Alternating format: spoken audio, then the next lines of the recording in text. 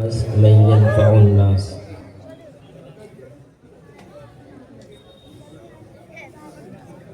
اللهم صل على سيدنا محمد وعلى آله وأصحابه وسلم تسليما.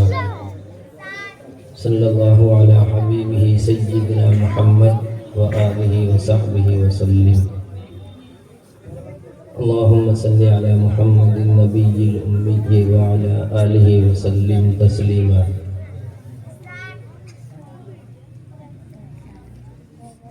میرے محترم بھائیوں، میں بمشکل آپ کو دیکھ پا رہا ہوں. میری آنکھوں کی یہ مجبوری ہے کہ بہت زیادہ تیز لائٹ برداشت نہیں ہوتی ہے، تو آنکھیں بند کر کے بھی بات کی جا سکتی ہے، کوئی مسئلہ نہیں ہے. کان کھلے رہنے چاہیے.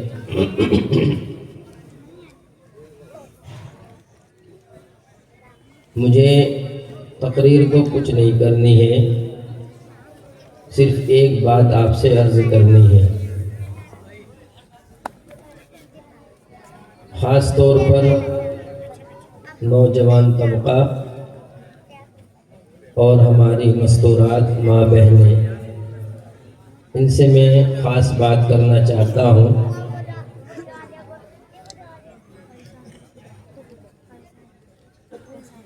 میری دو بات ہیں. پہلی بات جو ہے وہ یہ ہے، میری پہلی بات کا جو عنوان ہے وہ ہے زہریلے رشتے. یہ بات میں کئی جگہ عرض کر چکا ہوں، آپ سے بھی یہی بات کہنا چاہتا ہوں. زہریلے رشتے، زہریلے تعلقات، نقصان دہ تعلقات، اس پر مجھے بات کرنی ہے. انسان کے کئی طرح کے اس دنیا میں جینے کے تعلق ہیں، کئی طرح کے رشتے ہیں.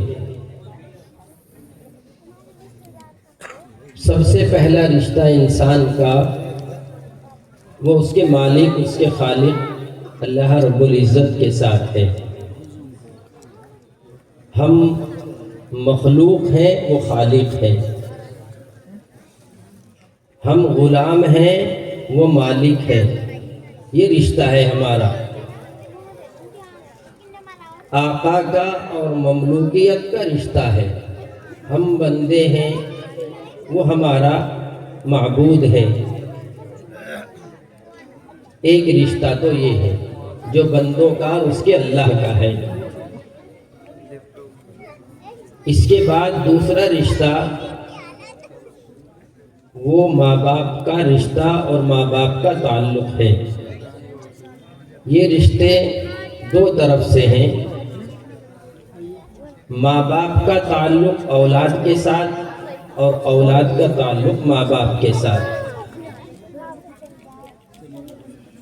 ایک تیسرا رشتہ انسان کا اس دنیا میں اور ہے، وہ ہے میاں بیوی کا رشتہ. کہ جب انسان بالغ ہو جاتا ہے تو پھر وہ ایک تعلق میں اور بنتا ہے. وہ تعلق میاں بیوی کا تعلق ہوتا ہے.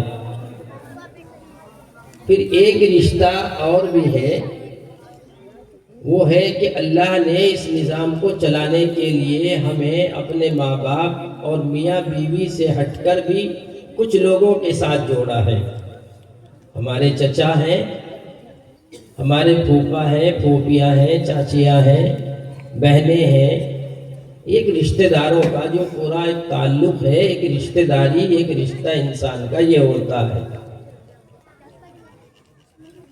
ایک اور رشتہ ہے، ایک اور تعلق ہے، وہ رشتہ ہے معاشرے کا، جہاں ہم جیتے ہیں.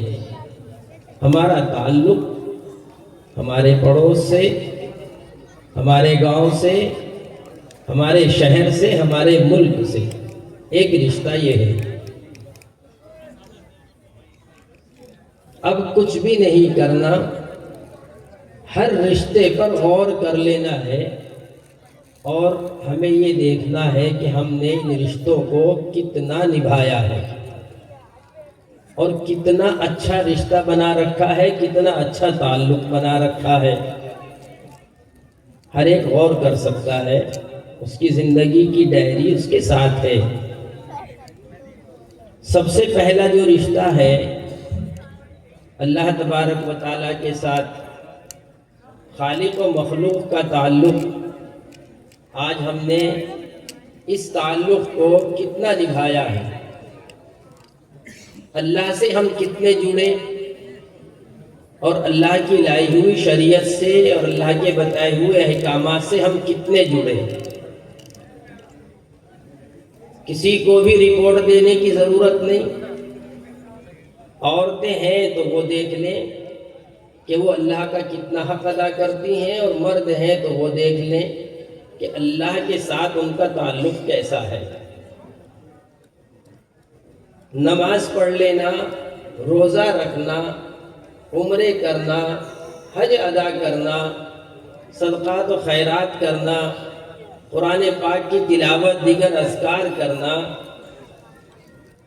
یہ اصل رشتہ اور اصل تعلق نہیں ہے، یہ اللہ سے جوڑنے کے ذرائع ہیں، اللہ تک پہنچانے کے یہ عبادتیں راستے ہیں۔ نمازی ہو کر اللہ سے جڑ بھی گیا کہ نہیں، یہ دیکھنے کی ضرورت ہے۔ حاجی بن کر اللہ سے جڑ بھی گیا کہ نہیں، سارے دوسرے کام نیک عبادتیں کر کے اس کا اللہ اسے مل بھی گیا کہ نہیں، وہ تعلق جو نماز کے ذریعے اپنے اللہ سے قائم ہونا ہے وہ ہو گیا۔ بڈھے ہو گئے، 50 سال 53 سال کا تو میں بھی ہو گیا، کیا مجھے نماز میں میرا اللہ ملتا ہے؟ میں سوچ سکتا ہوں، آپ بھی سوچ سکتے ہیں، آپ بھی دیکھ سکتے ہیں۔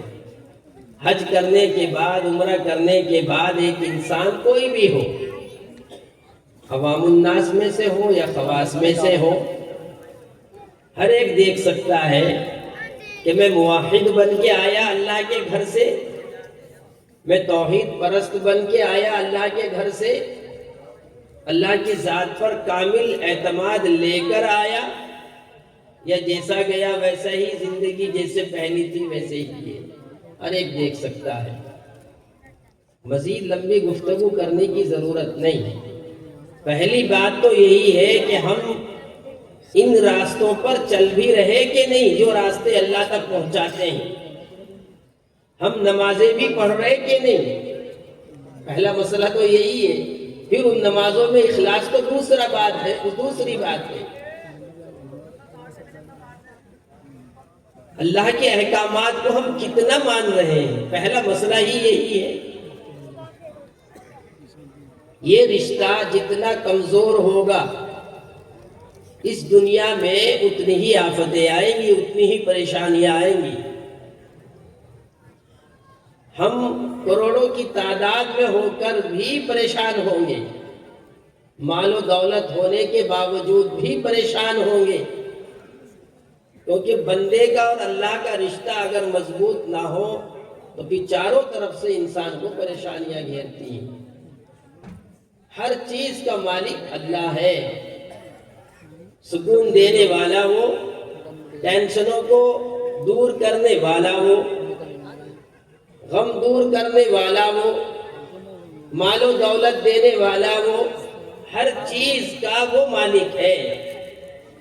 اگر رشتہ مضبوط ہے اللہ سے، ہاتھ اٹھاؤ اور اپنے کام کرا لو، اور اگر رشتہ مضبوط نہیں، نبی پاک صلی اللہ علیہ وسلم کی مشکات شریف میں آج ہی میں روایت پڑھ رہا تھا، فرمایا آپ صلی اللہ علیہ وسلم نے کہ انسان لمبے سفر کر کے میدان عرفات، مزدلفہ، اللہ کے گھر میں پہنچتا ہے، مینا میں پہنچتا ہے، رو رو کر اپنا برا حال کر لیتا ہے، دعا میں ہاتھ لمبے لمبے اٹھا کے رکھتا ہے۔ فرمایا کھا کے آیا حرام، پی کے آیا حرام، اور جو پہن رکھا ہے وہ بھی حرام۔ بلکہ یوں فرمایا کہ اس کا پورا جسم ہی حرام سے پلا ہے، اس کی پرورش ہی حرام سے ہوئی ہے۔ انا یستجاب لہا، انا یستجاب لہا۔ بھلا بتاؤ تو صحیح، ان مقدس مقامات پر یہ لمبے لمبے ہاتھ اٹھا کر اس کی دعا کیا قبول ہو جائے گی؟ اس نے رو رو کے اپنا حال برا کر رکھا ہے۔ میدان عرفات اور مزدلفہ کی وادیوں میں، میدانوں میں یہ یوں سوچ رہا ہے کہ آج میں اپنے اللہ کو راضی کر لے گیا، جسم پر احرام وہ بھی حرام پڑا ہوا ہے، ٹکٹ کے پیسے لگا کے گیا وہ بھی حرام کمائی ہے، کہاں سے اس کی دعا قبول ہو جائے گی؟ اللہ سے رشتہ مضبوط کرو، پریشانیاں دور ہو جائیں گی۔ سب سے پہلا رشتہ یہ ہے، اس کے بغیر کچھ بھی نہیں۔ اس دنیا میں آنے کا مقصد صرف اللہ کے ساتھ تعلق مضبوط کر لینا اور اللہ کی معرفت حاصل کر لینا، اللہ کی رضا حاصل کر لینا۔ جس نے یہ کامیابی حاصل کر لی وہ اس دنیا کا سب سے بڑا کامیاب انسان ہے، اور جس سے اللہ راضی نہیں وہ سب سے بڑا ناکام انسان ہے۔ اس لیے پہلے رشتے کے تعلق سے مجھے صرف اتنا ہی عرض کرنا تھا۔ دوسرا رشتہ جو میاں بیوی کا اور ماں باپ کے تعلق کا رشتہ ہے، تیسرا رشتہ مختصر عرض کرتا ہوں، سارے رشتوں پر میں بات کرنا چاہتا ہوں،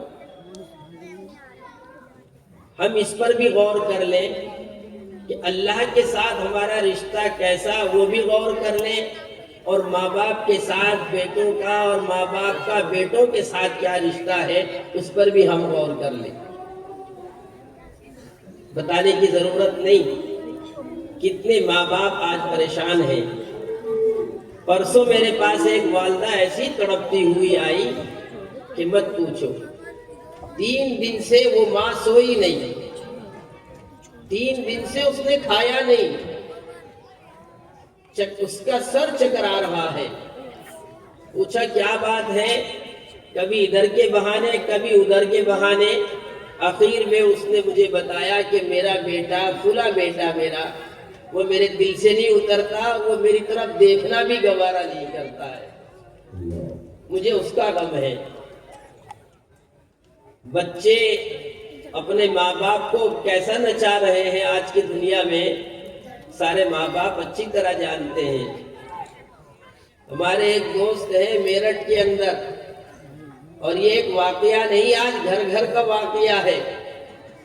اچھے خاصے نمازی، اللہ نے ان کو دینی مزاج بھی دیا، علماء کے ساتھ ان کا بیٹھنا اٹھنا، اللہ والوں کے ساتھ ان کا بیٹھنا اٹھنا۔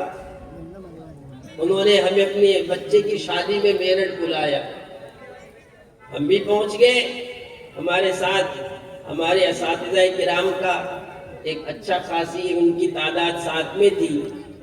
جب شادی حال میں پہنچے ہیں تو شادی حال میں دیکھ کے ہم بے حال ہو گئے۔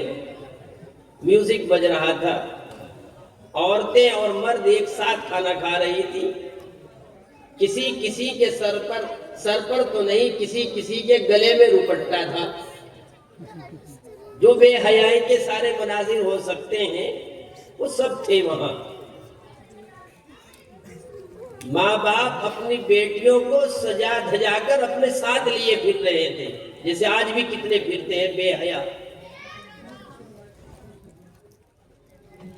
خود شوہر اپنی بیوی کو سجا دھجا کر دلہن بنا کے بے پردہ لیے گھوم رہا تھا، جیسا آج گھومتے ہیں۔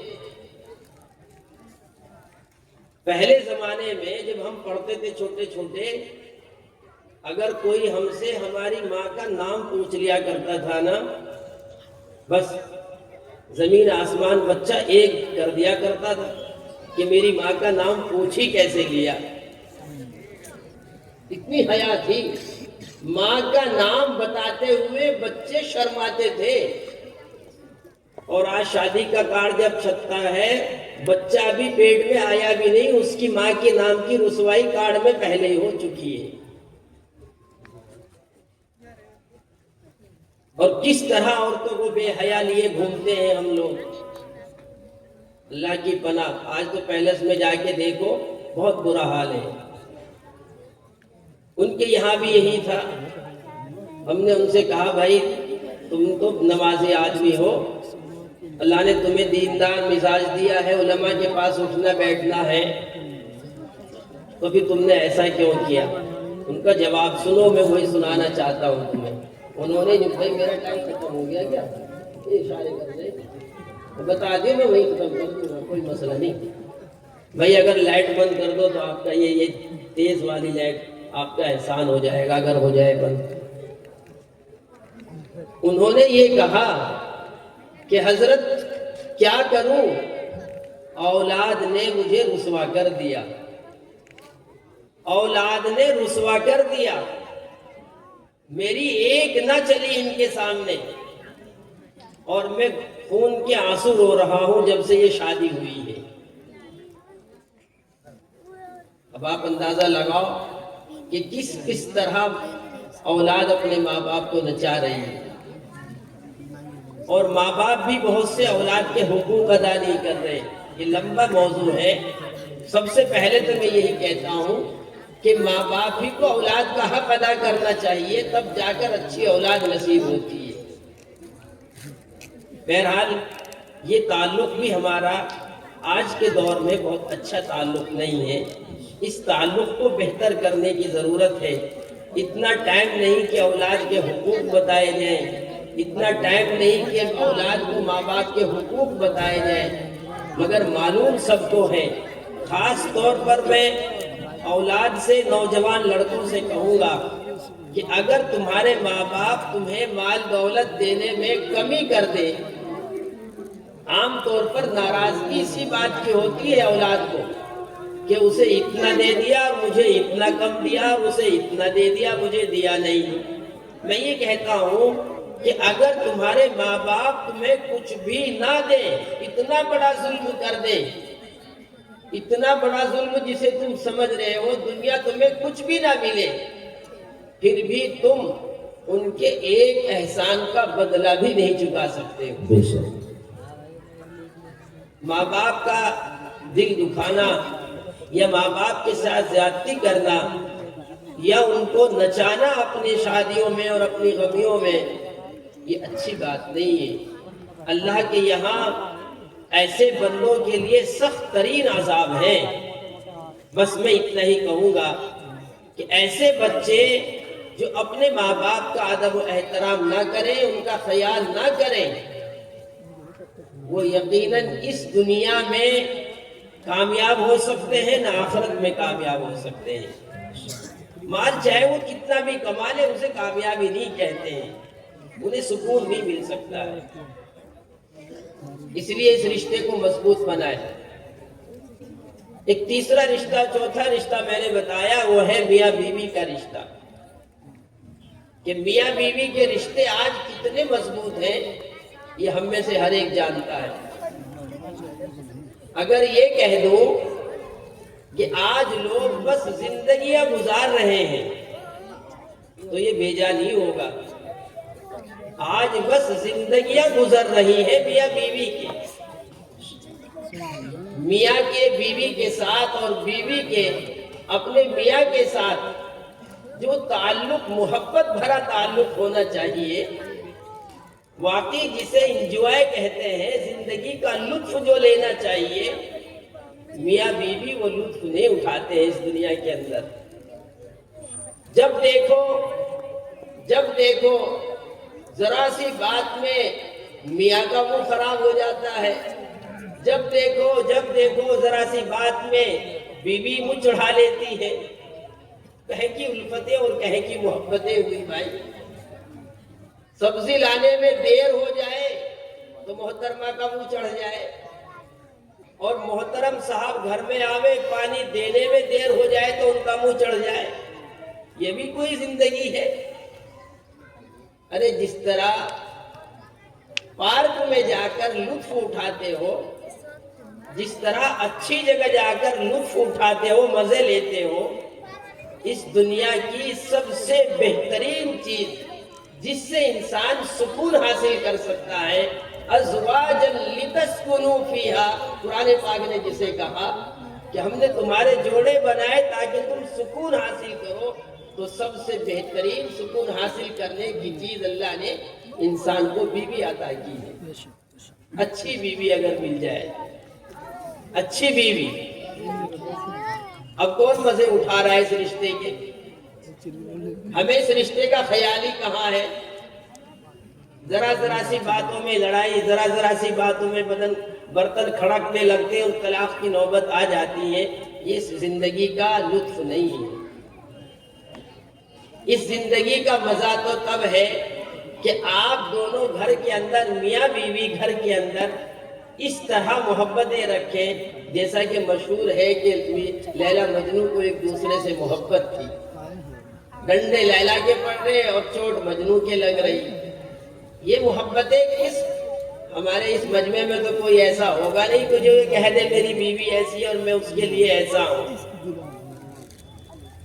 اب ایک بات سنو میری دھیان سے، جہاں میں آنا چاہتا ہوں، اور جو سب سے مشکل بات ہے، یہ بات کوئی ہنسی اور مذاق کی بات نہیں ہے۔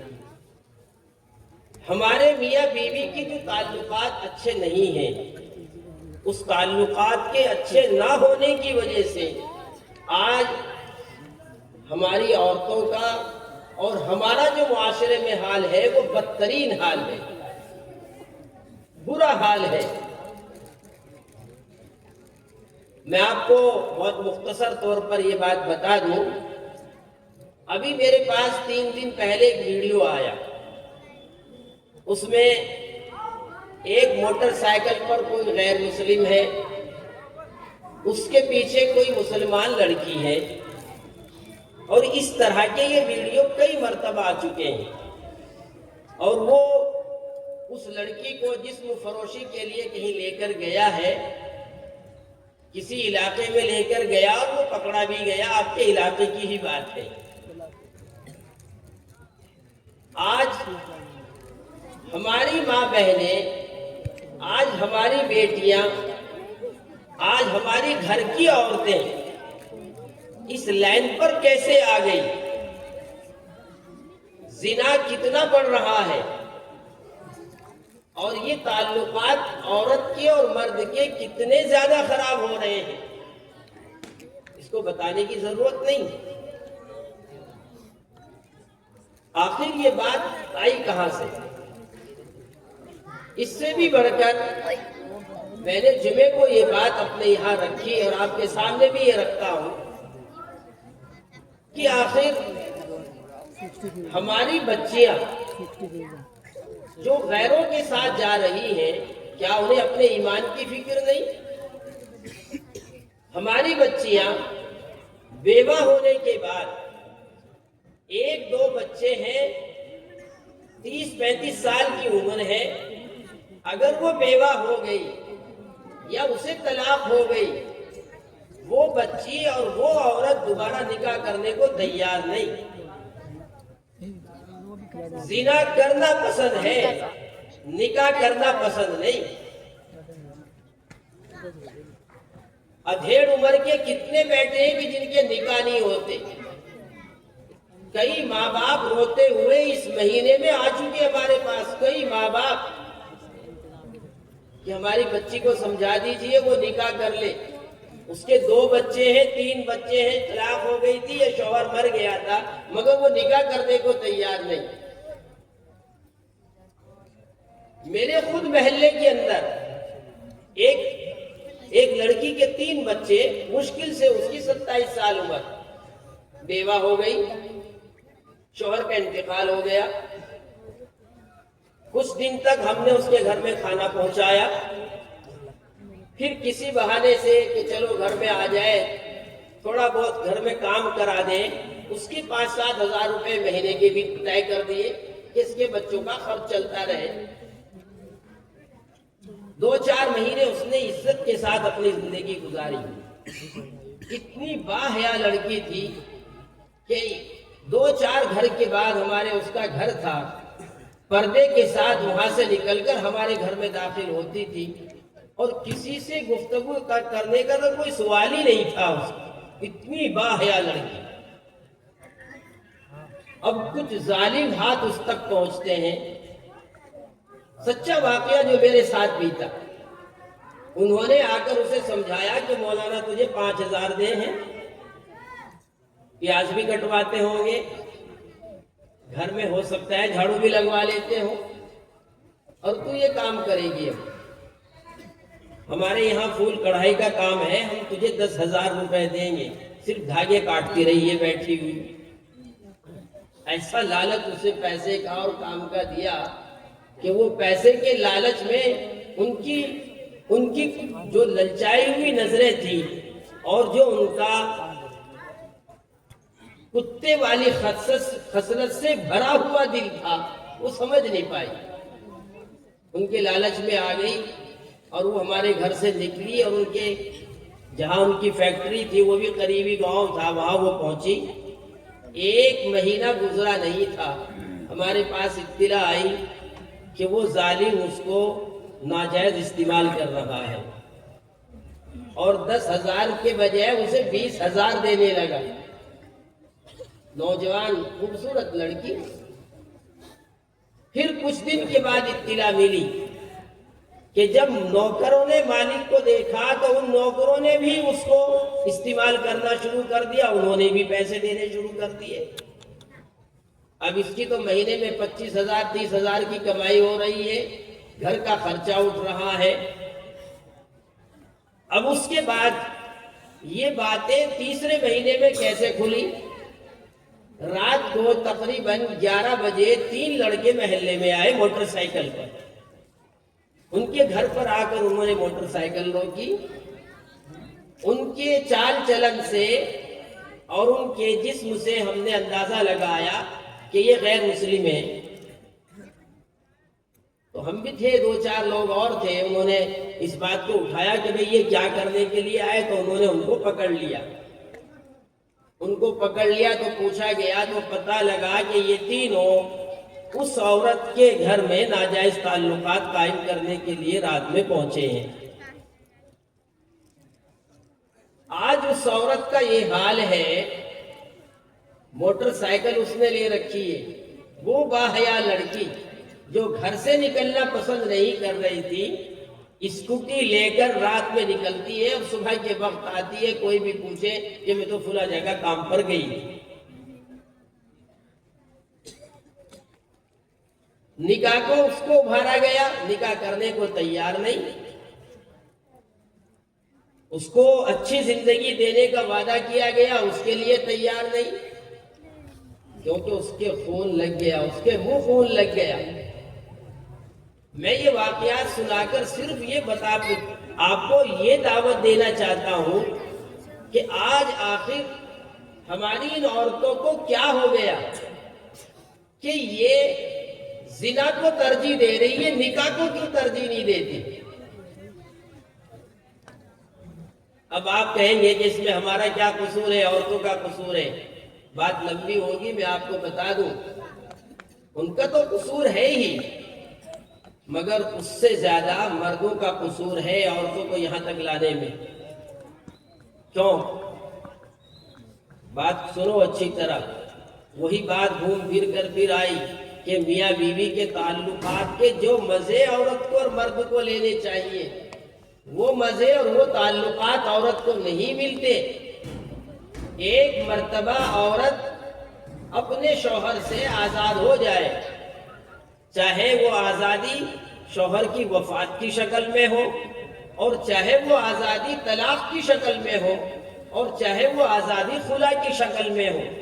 اب خلا بھی بہت ہو رہا ہے، کسی طرح وہ آزاد ہو جائے، بس پھر وہ دوبارہ مرد کے ساتھ اس ظالم پنجے کے نیچے آنا نہیں چاہتی۔ ہم نے عورتوں کو 24 گھنٹے طلاق طلاق طلاق کے دباؤ میں اتنا دبا رکھا ہے، اور ان کے ساتھ جو دستور زندگی ہمارا ہے وہ اتنا تلخ ہے